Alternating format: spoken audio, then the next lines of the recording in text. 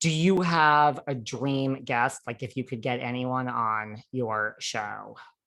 Yeah. Oh, yeah. I mean, yeah. Okay.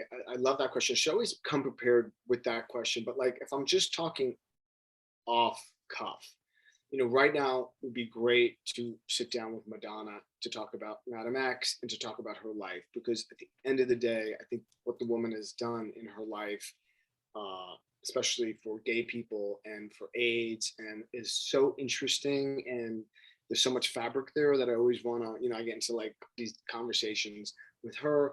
It'd be fantastic to have. I'd like to have some really great sports people, like if like LeBron James was on the show. It'd be interesting to understand like what makes him who he is. I'd love to have um, I mean, Michelle Obama would be amazing. I want to have, Anna Wintour. I'm a huge fan of Anna Wintour, and I just think she's an incredible person. And I think, I've gotten to know her over the years, and she's one of the most interesting and to people's surprise, warm when she's at, because I think people think of her as very austere because she kind of is. Yeah. So her, I'd like to have, you know, I mean, there's so many, but like them and any super really sexy hot guy is always fun.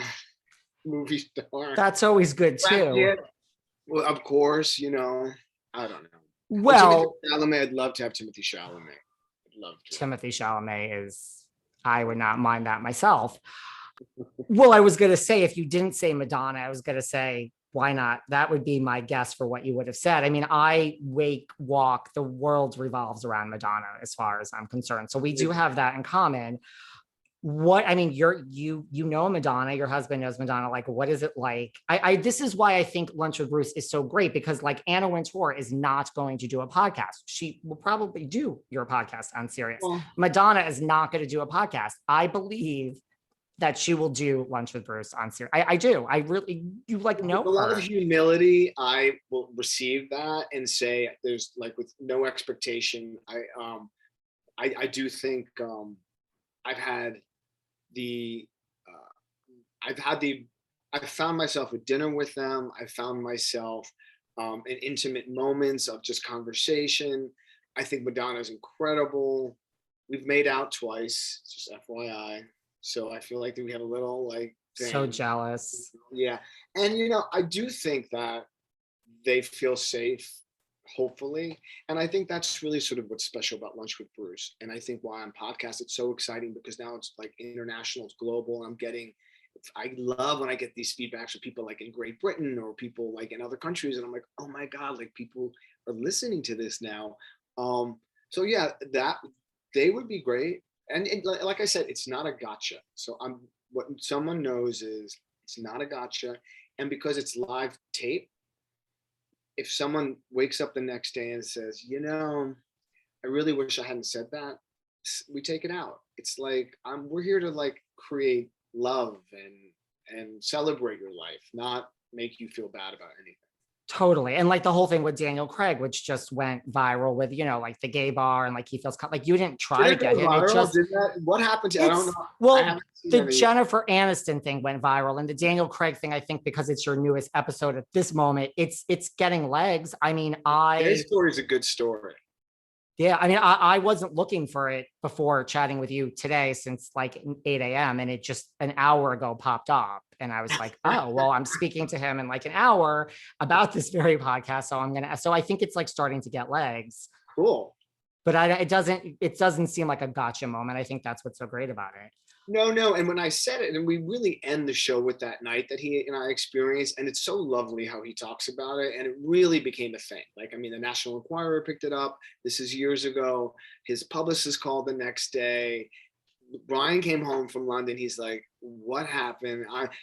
Daniel calls me at 7 a.m. that next morning and is like, I think the National Enquirer. And like he says on the show, we were caught, but we were doing nothing wrong. We were just friends celebrating. And yes, we are affectionate, so we hug each other and stuff like that. And I love how what he talks about loving gay bars. And this was certainly not the first gay bar he went to, because he is a friend in a profound way to the LGBTQ plus community. Tremendously. He is one of these bastion of heterosexual sexiness that is actually so confident in who he is that none of that matters. And he talks about when he goes into straight bars, and I've heard him say this before, guys are very macho, so they see James Bond walk in and they want to, like he says, dick swinging. He's like, I don't need that. Like, I don't want to get into a fight. Just give me my drink, man, right? Just give me my drink and maybe kiss. When that guy said to me in the gay bar, are you his manager? I said, and I don't know if you've listened to this, but this guy comes up to me and he says, oh, are you his manager? And I lose it on the guy. I'm like, his manager. We're in a gay bar and you're not asking me if I'm sleeping with him? Like, what? You're like, wait a second, I'm so offended right now. Like, completely. It's funny. It's really funny. What's the best thing about just being around the icon that is Madonna? I mean, you've been to her party, she's been to your parties. I mean, there was a party we had at the house years ago, and I literally carried her coat on my arm, like draped over the whole night, like, and the whole night. What is the best thing is when you grow up and someone has such an impact on you and you don't know them, like she had on me as I was coming of age in the 80s, and then in the early 90s, really living in LA. She was in LA. There was like, I was kind of close enough where there was a club called Club Louie, and there was Friday, Saturday nights, like, oh, Madonna was there, but Sandra Bernhard was there, Ingrid Caceres, the whole little group was there, Herb Ritts was there. It was a very special moment in Los Angeles. When you then meet them and you are not disappointed, and she's everything you're gonna expect. She's fun, she's nasty, she's quick-witted, and and that, to me, it was like, oh my God, when I found myself really dancing with her one night for the first time when I met her, and like dancing, I'm like, you're dancing with Madonna. To this day, it still is a huge thing. I don't see her that often anymore. We did have dinner a couple of months ago at a friend's house. It was just 6 of us.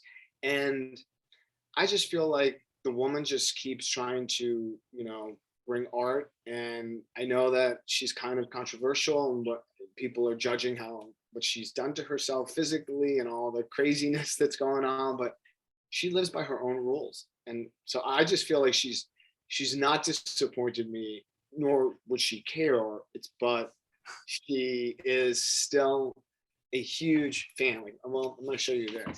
So this picture was taken, if you can see it. That's a picture of Emma kissing an Oscar, and it was taken by Andy Cohen, I might add.